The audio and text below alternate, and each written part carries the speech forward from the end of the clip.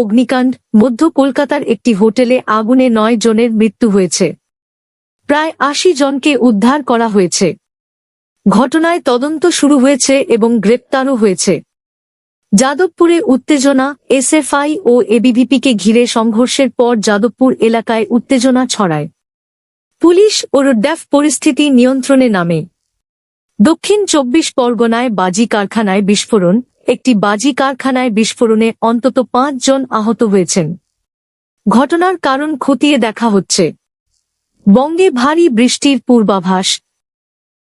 আবহাওয়া দপ্তর জানিয়েছে, দক্ষিণবঙ্গের বিভিন্ন জেলায় বজ্রবিদ্যুৎ সহ বৃষ্টি এবং উত্তরবঙ্গের জলপাইগুড়ি ও আলিপুরদুয়ারে ভারী বৃষ্টির সম্ভাবনা রয়েছে।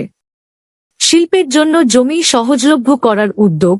রাজ্য মন্ত্রিসভা শিল্প স্থাপনের জন্য জমি ব্যবহারের প্রক্রিয়া সহজ করার পদক্ষেপ অনুমোদন করেছে বলে রিপোর্টে জানানো হয়েছে। আজকের বাস্তু টিপস। বাড়ির উত্তর-পূর্ব কোণ পরিষ্কার ও অগোছালোমুক্ত রাখুন।